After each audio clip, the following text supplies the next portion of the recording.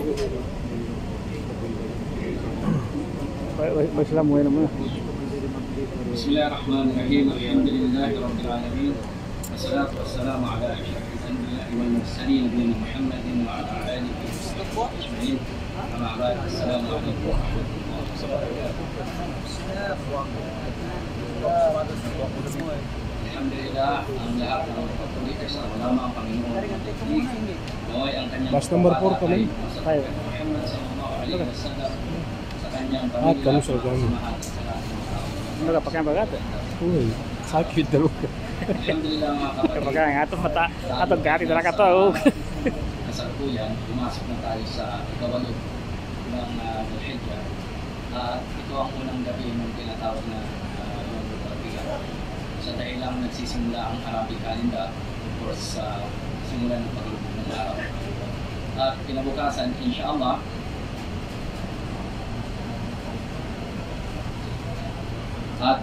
kinabukasan, tayo ay magniniya ulit o mag-i-intention doon sa mga lumabas sa estado ng Ihram. So napakahalaga ngayon mga kapatid na sa pagkakataong ito ay at least maunawaan natin kung ano nga ba ang uri ng Hajj na ating isinasagawa o isasagawa. So alhamdulillah, napakaraming mga idinaraos na mga pag-aaral at pagpapaalala sa bawat isa bago pa lamang tayo umalis doon sa lugar na ating pinanggalingan. At napakahalaga muli nito sapagkat minsan lamang tayo binibigyan ng pagkakataon na maisagawa ang isa sa pinakamahalagang alituntunin ng ating pagiging Muslim. At alam nating lahat na ang Islam ay nabatay sa 5 haligi. At ito nga ang unang-una, yung pagpasok natin sa Islam, ang pagsaksi ng wala ibang tunay na Diyos na karapat-dapat sambahin maliban lamang sa Allah subhanahu wa ta'ala. At ito ang unang-unang requirements natin upang nang sa ganoon ang lahat ng ating ginagawa ay magiging katanggap-tanggap. Sa dahilang kahit na ang isang tao ay isagawa niya ang lahat ng uri ng ibada, ang lahat ng uri ng pagsamba, kung wala sa kanya ang la ilaha illallah na ito o meron siyang pag-alinlangan dito sa unang-unang haligi na ito ng Islam, mapapawalang saysay ang lahat ng kanyang mga ginagawa. At ang ikalawa ay ang pagsasagawa, pagtataguyod ng 5 beses na pagdarasal. Lubos na napakahalaga nito mga kapatid dahil ito ang pagpapatunay at yung sinasabi nating pagpapatotoo sa ating mga sarili ng ating sinumpaang pagsaksi. Pagpapatotoo natin na meron lamang tunay na nag-iisang Diyos na nagbigay ng ating buhay, na nagkaloob ng maraming bagay sa atin, isinasagawa natin ang pagsamba, pasasalamat sa Kanya ng at least 5 beses isang araw. Hindi dapat ito magkukulang. Maaring ito ay madaragdagan sa pamamagitan ng ating mga sunnah, yung mga voluntaryong gawain ng pagdarasal, subalit hindi dapat ito magkulang. Kasunod dito ay ang pagbibigay ng zakat. Sa dahilang ang zakat ay lagi natin makikitang karugtong ito ng sala na makikita at mababasa natin sa Banal na Quran. At kasunod na haligi ay ang pagsasagawa ng pag-aayuno kapag buwan ng Ramadan. Sa dahilang din ang buwan ng Ramadan ay nailagay sa ikasyam ng buwan ng Arabic. At ito ay isinasagawa natin ng at least 29 to 30 days ng buwan ng Ramadan. At ito ay taunan na isinasagawa natin. At pagkatapos nito ay ang ika-5 haligi ng Islam, doon sa may kakayahang isagawa ito. Ito nga ang pagsasagawa ng Hajj. At ito ay ginagawa natin sa buwan ng Dhul-Hijjah sa ika-12 buwan ng Arabic calendar. So itong pag-Hajj na ito mga kapatid, ito ay tungkulin ng bawat isa sa atin doon sa may mga kakayahan. May kakayahan, unang-una of course sa pamamagitan ng pinansyal. Alhamdulillah, ng Allah subhanahu wa ta'ala pinadali niya sa atin lahat sa pamamagitan ng pagbibigay sa atin ng sponsor. Ito nga ang Al-Hajj, alhamdulillah. At ang tungkulin lamang na isasagawa natin dito mga kapatid upang nang sa ganun ay masiguro natin ang ating ginagawa ay magiging katanggap-tanggap at walang makikinabang nito maliban lamang sa atin mga kapatid. Siguruhin natin na ang ating ginagawa ay tama at magiging tama ito unang-una gagawin natin ito ng walang iba maliban lamang sa ating dakilang tagapaglikha, ang Allah subhanahu wa ta'ala. At gagawin natin ito sa tamang pamamaraan ayon sa itinuro sa atin ng ating mahal na propeta na si Propeta Muhammad sallallahu alaihi wasallam. Dito mga kapatid, inshallah i-review natin, bagamat ito ay paulit-ulit natin tinatalakay.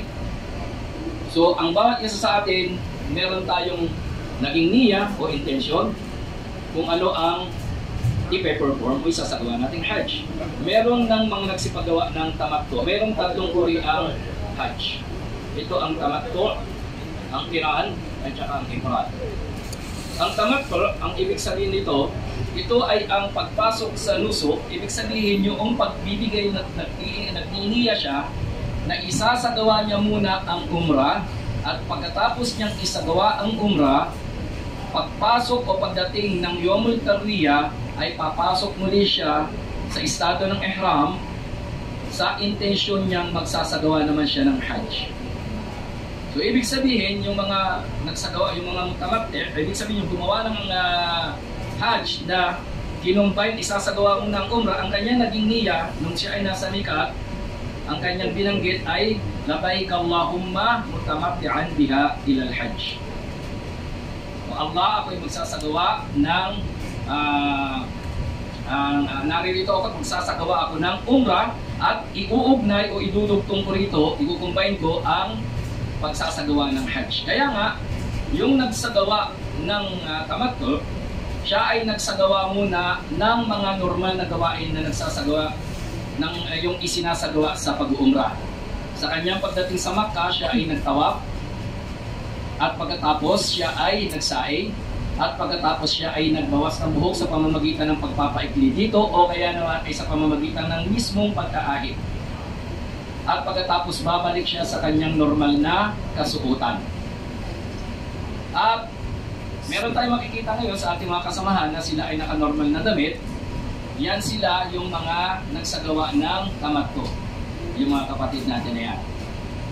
At pagkatapos nito, bukas inshallah, at least bago magtanghali, kinakailangan pumasok siya sa estado muli ng ihram at siya naman ay magbabanggit na labbaik Allahumma Hajj. Ibig sabihin siya ay papasok na sa pagsasagawa ng Hajj. At gagawin niya ang lahat ng mga ritual ng rites ng Hajj, katulad din ng mga gagawin ng mga magsasagawa ng Hajj ng Qiran at ganun din ng Ifrad. Yaon ay ang kinabukasan, halimbawa sa ikasyam ng Dhul-Hijjah, which is yung Yom Arafah, siya ay pupunta ng Arafah at mananalagi doon hanggang sa paglubog ng araw. At pagkatapos ito, pupunta siya ng Musdalifah, mananatili muli doon, matutulog doon, at pagkatapos magtutungo sa Mina, at doon ang Yom Nahar. Ito yung araw, the day of sacrifice. At merong mga gawain dito na inshallah mamaya ididetalye ng kasunod na magle-lecture. Hindi natin ito kukunin kasi baka makuha natin yung kanyang islat. So ganoon pa man, ito ay parang pahapyaw lamang.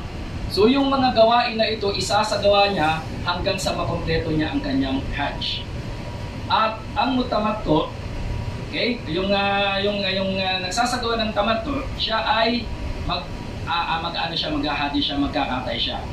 Magbibigay siya ng sacrifice, katulad ng isang kambing o kaya ng isang tupa. Samantala, mga kapatid, yaong namang magsasagawa ng Qiran, okay, tapos na tayo doon sa tamattu, doon naman sa Qiran, ang magsasagawa ng Qiran, ang lahat din ng mga gawain, okay, halimbawa galing naman siya ng mikat, siya ay magtiniya doon na ang kanyang niya ay labbaik Allahumma bi hajjan wa umrah. Okay? Ibig sabihin, ang Hajj at saka ang umrah ay i-combine niya sa pagsasamahin. Ang kaibahan lamang nito sa tamattu, hindi siya magpapalit ng kanyang damit at hindi rin siya magbabawas ng kanyang buhok. Ibig sabihin, combine dito ang umrah at saka ang Hajj. So pagdating niya halimbawa dito sa Makkah at siya ay nagkaroon ng pagkakataong magsagawa ng tawaf, ang kanya magiging tawaf doon ay yung tinatawag na sunna na tawaf al-qudum. Ibig sabihin yung mga greetings doon sa pagpunta niya sa Makkah na siya ay magsasagawa ng 7 pag-ikot sa may Kaaba. Ito ang tawaf. At pagkatapos nito, maaari na rin siyang magsagawa ng sa'i. Yung normal na pagsasagawa din ng sa'i. At pagkatapos nito, hindi siya magbabawas ng buhok kasi kapag nagbawas siya ng buhok, ang magagawa niya rito ay tamattu. So mananatili siya sa ganoong kalagayan, sa kalagayan ng ihram, hindi rin siya lalabas sa estado ng ihram, mananatili siya sa ganoong kasuotan hanggang sa ika-10 ng Dhul Hijjah, itong Yawmun Nahar, pagkatapos niyang maisagawa ang mga remaining ng mga gawain katulad halimbawa yung pagbabato doon sa Jamaratul Aqaba, doon sa pinakamalaking Aqaba, 7 stones, at pagkatapos yung pagpapakalbo, pagbabawas ng buhok, at kung may pagkakataon siya kung maisasagawa niya na rin ang tawaf al-ifada. Sa dahil lang naisagawa niya na, kung naisagawa niya na yung sa'i nung una, sa dating niya, yun ay sapat na, yun na ang sa'i niya sa kanyang hajj. Okay, yun ang sa'i niya na. Pero kung hindi siya nagsa'i, halimbawa nagtawaf al-qudum lang siya at hindi siya nakapagsa'i, obligatory siyang magsagawa ng sa'i, ganun din ang tawaf al-ifada. Okay, kasama rin yun. Okay? So ito ngayon, gagawin niya ang mga remaining na mga gawain na ito hanggang sa makompleto niya. Ito yung combination ng umrah at saka ng hajj. So sapat na ang isang tawaf at isang sa'i sa isang nagsagawa ng kiran, yung tawaf na ifada. Hindi na ko sa normal na ginagawa natin, di ba sa umrah, ikaw ay magsasagawa ng separate na tawaf at separate na sa'i, tapos magpapakalbo ka. Pero dito, combine na yon sa kiran. Combine na ang isang tawaf, considered na yon ng tawaf ng umrah at ganun din sa tawaf ng hajj. At ganun din yung sa'i.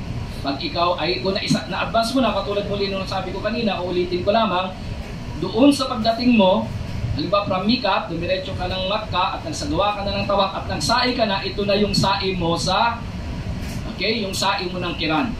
So sa madaling sabi, hindi ka na magsasagawa ng sa'i doon sa pagsapit ng ika-10 ng Dhul Hijjah dahil naisagawa mo na, nai-advance mo na. Pero ang tawaf al-ifada, kailangan mo itong isagawa. Kasi yung tawaf na una mong nagawa, ito ay tawaf al-qudum, sun na yun. Hindi yun hindi yun kasama sa haligi ng hajj. Okay? So ganyan ang tawaf, ibig sabihin ang pagsasagawa ng hajj ng kiran. At ang kiran, meron siyang hadi. Okay? Ikaw ay aalay din, tupa o kambing. At kung merong kakayahan, kung marami kang pera, maaari kang mag-alay ng camel o kaya naman baka. Kung hindi man, maaaring isa ka doon sa 7 katao na mag-aalay ng camel o kaya naman ng baka. Sa ifrad naman, mga brother, okay, ito ay pagsasagawa lamang ng hajj ng walang umrah. Pagsasagawa lamang ng hajj na walang umrah. Ito ang ifrad. So kung halimbawang galing ng Mikat, of course doon tayo kinakailangan magsuot ng ating itong dalawang balabal na ito, ang ating rida at ang ating izar. Ang pagpasok mismo sa estado ng ihram, yun yung pagsabi natin ng ating niya o yung pag-intention natin doon sa mismong lugar ng Mikat. Hindi pwedeng lalagpas tayo ng Mikat. Ibig sabihin dapat doon sa mismong Mikat. So doon pa lang, kung ang ating gagawin ay ifrad, ang ating binabanggit dito ay labbaik Allahumma hajjan. Ibig sabihin hajj lang ang iyong isasagawa. Okay? So, galing ka ng Mikat, papunta ngayon dito, halimbawa sa Makkah, kung nagkaroon ka rin ng pagkakataon na magsagawa na ng tawaf, okay, magtatawaf ka at isagawa mo na rin ang sa'i. So, yung tawaf muli na ginawa mo rito ay tawaf al-qudum, hindi ito tawaf ng ifada. Okay? Pero yung sa'i mo, na isinagawa mo, yun na ang sa'i mo doon sa hajj. Sabihin na advance mo na. So mananatili tayo sa ganitong kasuutan hanggang sa ika-10 ng Dhul Hijjah kapag naisagawa na muli ang mga gawain sa araw na ito. Okay, pag naisagawa na ang mga gawain sa araw na ito. Ano yon? Banggit ko muli kanina, stoning, pagpapakalbo, at ang tawaf al-ifada kung may pagkakataon. Ngayon kung walang pagkakataon, maaring magsagawa na lang muna ng stoning at saka pagpapakalbo At dito maaari na tayong magsuot ng ordinary nating damit. Doon sa tatlo na yon, ang kabilang dito yung stoning ng malaking akaba, at pagkatapos yung pagpapakalbo, at yung tawaf, kasama rito ang sae. Pag nagawa mo ang tatlong ito o dalawa rito ang nagawa mo sa tatlong ito, ikaw ay maaari na magpalit ng ordinaryong damit. Ito yung tinatawag ng tahallul awal. Nasa first stage ka na. Lahat ng mga ipinagbabawal maaari nang gawin. Okay, so pinagbabawal sa ano, sa estado ng ihram, ang tinutukoy ko rito, Okay? Maliban lamang sa pakikipagtalik sa asawa. Pero pag nasagawa na natin yung mismong tawaf al-ifada, sa araw na yon, ikaw ay mailalagay na doon sa tahallul al-akhir. Ibig sabihin doon sa part na nung ano na yon, yung katapusan na ng prohibition lahat, pati sa pakikipagtalik sa asawa, maaari na yung isagawa. Okay? So ganun ang ating gagawin mga kapatid. Ang ifrat, wala siyang hadi, wala siyang alay. At yung mga remaining days dito, yung 11, 12, and 13, dito natin isasagawa. Ito yung tinatawag na Yom al-Tashriq.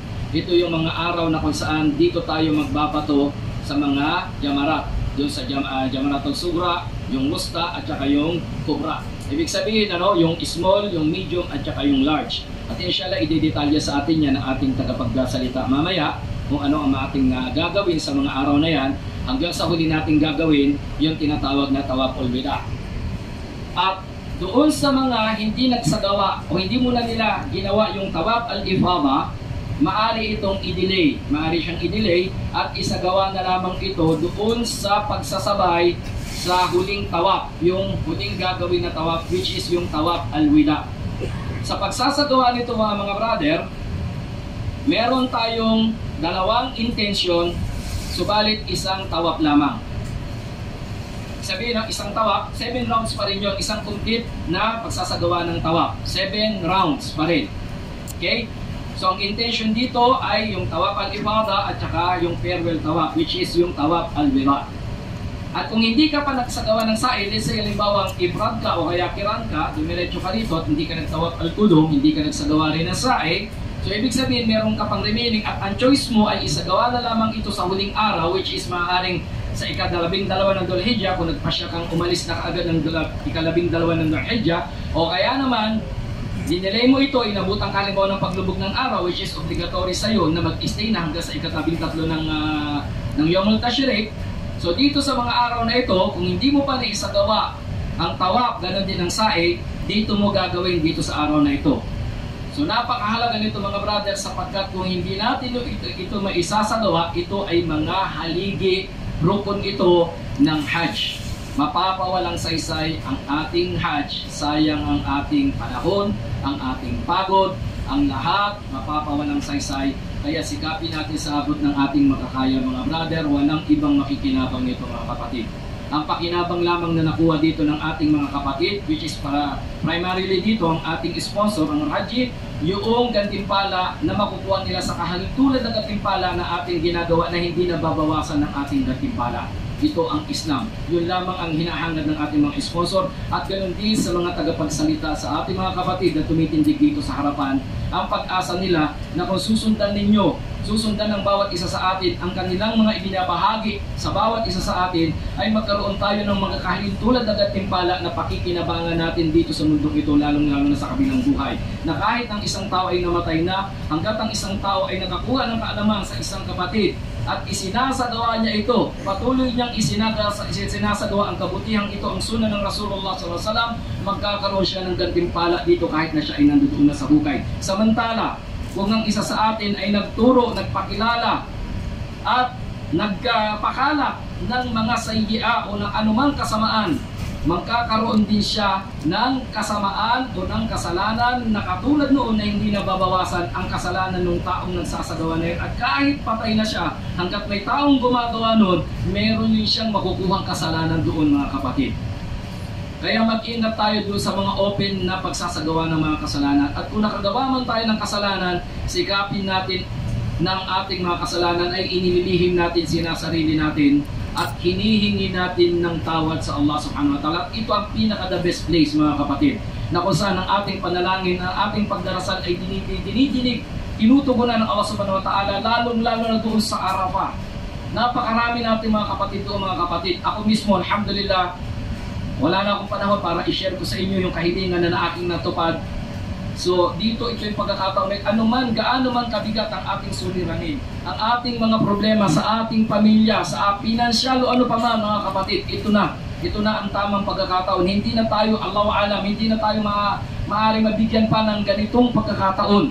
So samantalahin natin yung mga oras na yan, yung mga panahon na yun, at inshallah hinihiling natin sa Allah subhanahu wa ta'ala ng lahat ng ating ginagawa ay magiging katanggap-tanggap at patawarin tayo ng Allah subhanahu wa ta'ala sa lahat ng ating mga pagkakasalabungan ng pagkalimot at pagkakamali. Wa sallallahu ala nabiyina Muhammad wa ala alihi wa sahbihi wa sallam. Subhanallahi wa bihamdihi, asyhadu an la ilaha illa anta, astaghfiruka wa atubu ilaik. Assalamu alaikum warahmatullahi wabarakatuh.